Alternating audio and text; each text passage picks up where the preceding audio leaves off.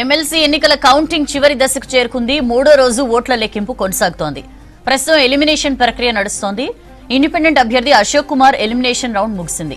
మల్లన్న, రాకేష్ రెడ్డికి సమానంగా vote share చేశారు. సెకండ్ ప్రయారిటీ ఓట్లలో బీజేపీ అభ్యర్థిని ఎలిమినేట్ చేయనున్నారు. ఇప్పటి వరకు 42 మంది అభ్యర్థులు ఎలిమినేట్ అయ్యారు. గ్రాడ్యుయేట్ ఎమ్మెల్సీ ఎన్నికల కౌంటింగ్ కి సంబంధించి అప్డేట్స్ తెలుసుకుందాం. శేఖర్ మనతో లైవ్ లో జాయిన్ అవుతున్నారు. శేఖర్, ఎప్పటి వరకు ఫైనల్ రిజల్ట్స్ వచ్చే అవకాశం ఉంది?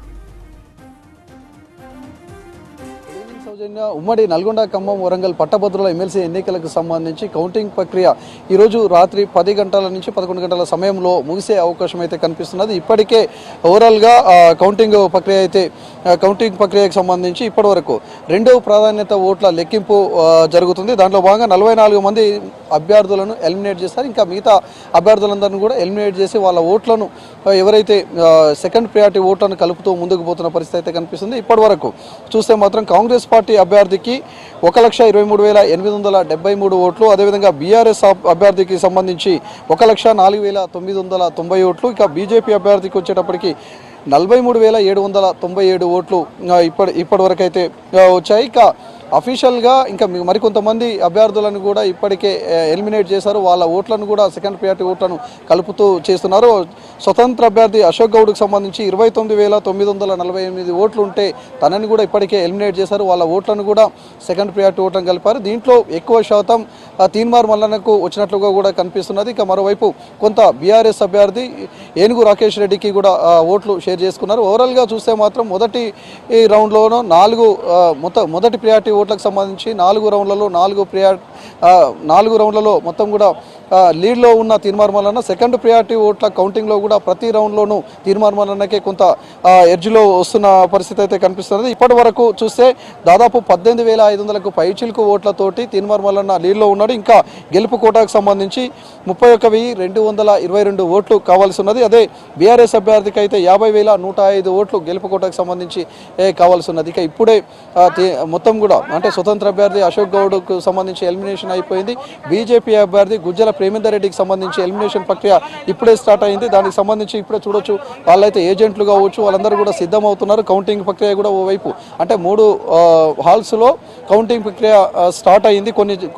కొన్ని టేబుల్లలో ఇప్పుడే స్టార్ట్ అవుతుంది. మొత్తం కూడా 43,797 ఓట్లు. ఈ ఓట్లను షేర్ చేసుకునే పరిస్థితి అంటే సెకండ్ ప్రయారిటీకి సంబంధించి అటు తీన్మార్ మల్లన్న కావచ్చు, బీఆర్ఎస్ అభ్యర్థి రాకేష్ రెడ్డి ఇద్దరు కూడా షేర్ చేసుకునే అంటే వాళ్ళకు పంపిణీ చేస్తుంటారు. అయితే ఇప్పటి వరకు ఈ సెకండ్ ప్రయారిటీ ఓట్లలో బీజేపీకి సంబంధించి ప్రేమేందర్ రెడ్డి దాంట్లో ఎక్కువ శాతం మాకే వచ్చాయని చాలా ధీమాగా బీఆర్ఎస్ అభ్యర్థి అదేవిధంగా వాళ్ళు కార్యకర్తలు కనిపిస్తుంటాయి. ఇక కాంగ్రెస్కు సంబంధించి కూడా అంటే మిక్స్డ్ అక్కడ స్పష్టంగా కూడా కనిపించింది.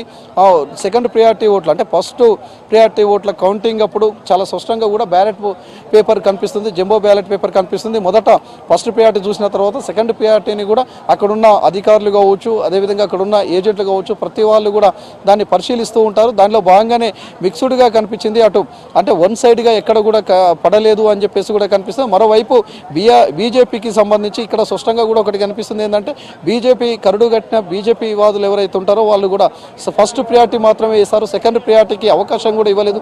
దాదాపు 43,000 ఓట్లలో 10,000కు పైచిలుకు ఓట్లు అంటే ఫస్ట్ ప్రయారిటీ వరకే వేశారు. మరోవైపు ఇందులో అశోక్ గౌడ్కి కూడా కొన్ని ఓట్లు అంటే సెకండ్ ప్రయారిటీ ఓట్లను కూడా షేర్ చేసుకున్న పరిస్థితి అయితే ఇక్కడ కనిపిస్తుంది. ఓవరాల్గా చూస్తే దాదాపు అంటే మన అంచనా ప్రకారం 30,000కు లోపు మాత్రమే అటు తీన్మార్ మల్లన్న కావచ్చు, బీఆర్ఎస్ అభ్యర్థి రాకేష్ రెడ్డి మాత్రం ఇద్దరు కూడా షేర్ చేసుకునే పరిస్థితి కనిపిస్తుంది. ఇట్లా కూడా అంటే అటు 60% బీఆర్ఎస్ అభ్యర్థి కొంత అంటే గతంలో బీజేపీ పార్టీలో చేసిన దాఖలాలు ఉన్నాయి. ఆ తర్వాత బీఆర్ఎస్ పార్టీలో చేరిన తర్వాత ఇప్పుడు ఎమ్మెల్సీగా పోటీ చేశాడు.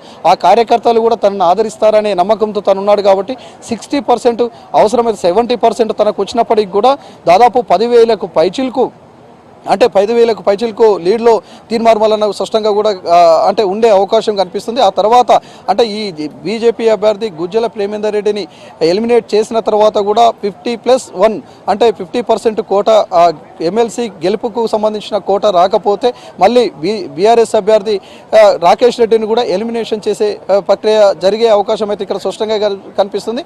తనను ఎలిమినేషన్ చేసిన తర్వాత అందులో తీన్మార్ మల్లన్నకు సెకండ్ ప్రియారిటీ ఓట్లను లెక్కిస్తారు. అప్పుడు ఇప్పుడు 50+1 ఓటు కనుక 50% ఓట్లు వచ్చి మళ్ళీ ఒకటి ఎక్కువ వస్తే ఎమ్మెల్సీగా ప్రకటిస్తారు. ఒకవేళ అందులో కూడా తనకు సెకండ్ ప్రియారిటీ ఓట్లలో తనకు రాకపోతే తనని డిక్లేర్డ్గా ప్రకటిస్తారు. ఒకవేళ 50%+1 వస్తే మాత్రం ఎలక్టెడ్ ఎమ్మెల్సీగా ప్రకటిస్తారు. మొత్తానికైతే అంటే బీజేపీ అభ్యర్థి గుజ్జల ప్రేమేందర్ రెడ్డి ఎలిమినేషన్ తర్వాత కూడా కోట అంటే గెలుపుకు సంబంధించిన కోట వచ్చే అవకాశం అయితే అక్కడ స్పష్టంగా కూడా కనిపించడం లేదు. ఎందుకంటే ఇక్కడ ఎక్కువ కూడా ఒక ప్రియారిటీకి మాత్రమే, ఫస్ట్ ప్రియారిటీకి మాత్రమే ఓట్లు వేసిన వాళ్ళే కనిపిస్తున్నారు. మరోవైపు సెకండ్ ప్రియారిటీకి సంబంధించి చూస్తే ఇద్దరు అంటే సమానంగానే కొంత బీఆర్ఎస్ అభ్యర్థికి ఎక్కువ కనిపిస్తున్నప్పటికీ కూడా సమానంగానే షేర్ చేసుకున్నారు. అయినప్పటికీ కూడా వీళ్ళకు సంబంధించి అంటే గెలుపుకు సంబంధించిన కోట అయితే ఇక్కడ కనిపించే పరిస్థితి అయితే కనిపిస్తలేదు. ఓవరాల్గా ఈ ఎమ్మెల్సీ ఎన్నికలకు సంబంధించి మాత్రం చాలా ఆతృతగా చూస్తున్న పరిస్థితి అయితే కనిపిస్తున్నది. అంటే మరో 2-3 గంటల్లో తుది ఫలితం రానున్నది. ఎవరు గెలుస్తారనే దాని మీద మాత్రం చాలామంది ఆతృతగా చూస్తున్న పరిస్థితి అయితే ఓవరాల్గా ఇక్కడ కనిపిస్తున్నది. ఇప్పటికే అభ్యర్థులకు సంబంధించి అటు బీఆర్ఎస్ అభ్యర్థికి సంబంధించి కూడా కేవలం బీజేపీ అభ్యర్థి ఎలిమినేషన్ తర్వాత తనకు అవకాశం ఉంటుందనే ధీమాతో కనిపిస్తున్నాడు. తీన్మార్ మల్లన్నకు ఒక స్పష్టమైన అంటే లెక్కలు తను ఇప్పటికే చెప్పుకొచ్చాడు. ఏంటంటే ఏ లెక్కన చూసుకున్నా కానీ తనకు ఒక 10,000కు పైచిలకు మెజార్టీతో మాత్రం తన గెలుపు ఖాయమనే ధీమాలో తీన్మార్ మల్లన్న కావచ్చు, కాంగ్రెస్ శ్రేణులు కావచ్చు కనిపిస్తున్నారు. ఇప్పటికే బయట చాలామంది కూడా అంటే 10 గంటలకెల్లా రిజల్ట్ వచ్చే అవకాశం ఉంది. తీన్మార్ మల్లన్న గెలుపుకు సంబంధించి అవకాశాలు ఎక్కువ ఉన్నాయనడంతో కాంగ్రెస్ కార్యకర్తలంతా కూడా ఇప్పటికే సంబరాలకు సంబంధించి సిద్ధమవుతున్న పరిస్థితి అయితే ఇక్కడ కనిపిస్తున్నది. ఓవరాల్గా నల్గొండ, ఖమ్మం, వరంగల్ పట్టభద్రుల ఎమ్మెల్సీ ఎన్నికలకు సంబంధించి 3 రోజుల పాటు కంటిన్యూగా 24/7 కౌంటింగ్ ప్రక్రియ అయితే సాగుతుంది. మొదటి రోజు మాత్రం దాదాపు బెండల్స్ కట్టడానికి, అదేవిధంగా అందులో బెండల్స్ కట్టడానికి సాయంత్రం 4 గంటల వరకు పట్టింది. సాయంత్రం 4 గంటల నుంచి ఫస్ట్ ప్రియారిటీ ఓట్ల కౌంటింగ్ ఫస్ట్ రౌండ్ దాదాపు 7 గంటల సమయం పట్టింది. తర్వాత సెకండ్ రౌండ్ కూడా 6 గంటలు 7 గంటల సమయం పట్టింది. ఇట్లా దాదాపు చాలా టైం తీసుకుంటుంది. ఇప్పుడు కూడా సెకండ్ ప్రియారిటీ ఓట్లకు సంబంధించి కౌంటింగ్ ప్రక్రియ కూడా చాలా టైం అయితే తీసుకుంటున్నారు. ఎందుకంటే ప్రతి ఓట్లను కూడా కొంత ఆబ్జెక్షన్ చెప్పడం, అదేవిధంగా అభ్యర్థులు ప్రతిదీ కూడా పరిశీలించడం, అక్కడ ఏజెంట్లు కూడా ఆర్ఓ కన్ఫర్మ్ చేస్తేనే కొన్ని ఓట్లను ఏదైతే సందేహం ఉంటే వాటిని కన్ఫర్మ్ చేస్తేనే తీసుకునే పరిస్థితి అయితే కనిపిస్తుంది. దాంతో దాదాపు చాలా ఆలస్యం అవుతున్నది. ఇప్పుడు దాదాపు 43,000 ఓట్లు లెక్కించాలంటే దాదాపు 3-4 గంటల సమయం పట్టే అవకాశం ఉంది. కొన్ని టేబుల్స్ మీద ఇప్పటికే గుజ్జల ప్రేమేందర్ రెడ్డికి సంబంధించిన ఎలిమినేషన్ ప్రక్రియ సెకండ్ ప్రియారిటీ ఓట్ల లెక్కింపు కొనసాగుతున్నది. మరికొన్ని టేబుల్స్ ఇంకా స్టార్ట్ కావాల్సి ఉన్నది. ఇప్పటికే ఏజెంట్లు కూడా అక్కడ సిద్ధంగా ఉన్నారు. ఈ ప్రక్రియ మొత్తం కూడా పూర్తయ్యే వరకు దాదాపు 3 గంటల నుంచి 4 గంటల సమయం పట్టే అవకాశం అయితే స్పష్టంగా కూడా కనిపిస్తున్నది. ఓవరాల్గా మాత్రం అంటే ఈ అంతా చూసిన తర్వాత ఇక్కడ గెలుపుకు మాత్రం స్పష్టంగా అవకాశం అయితే అంటే తీన్మార్ మల్లన్నకు స్పష్టమైన గెలుపు అవకాశాలు కనిపిస్తున్నాయనే ధీమాలో మాత్రం కాంగ్రెస్ శ్రేణులు కనిపిస్తున్నారు. మరోవైపు లెక్కలకు సంబంధించి కూడా వాళ్ళు వేసుకొని చూస్తున్న పరిస్థితి అయితే కనిపిస్తుంది. ఒకసారి గెలుపుకు సంబంధించి చూస్తే గెలుపు కోట వచ్చేసి 1,55,095 ఓట్ల వస్తే గెలుపు కోట కన్ఫర్మ్ అవుతుంది. లేకపోతే మళ్ళీ బీజేపీ ఎవరైతే బీఆర్ఎస్ అభ్యర్థి ఉన్నాడో ఆయనను కూడా ఎలిమినేషన్ చేసి ఆయన ఓట్లలో సెకండ్ ప్రియారిటీ ఓట్ల కౌంటింగ్ అయితే ప్రారంభమవుతుంది. ఇటు బీజేపీ అభ్యర్థి ఎలిమినేషన్తో సెకండ్ కోట అంటే ఆయనతోటే ఏదైతే 50+1 వచ్చే అవకాశం అయితే కనిపిస్తలేదని చెప్పేసి కూడా అక్కడున్న ఏజెంట్లు కావచ్చు, అభ్యర్థులు కూడా నమ్ముతున్నారు. దాంతో ఇక బీఆర్ఎస్ అభ్యర్థికి సంబంధించిన రాకేష్ రెడ్డి ఎలిమినేషన్ కూడా ఖచ్చితంగా అయ్యే అవకాశం అయితే కనిపిస్తుందని చెప్పుకొస్తున్న పరిస్థితి ఇక్కడ కనిపిస్తున్నది. Soujanya. Right Shekhar, thank you.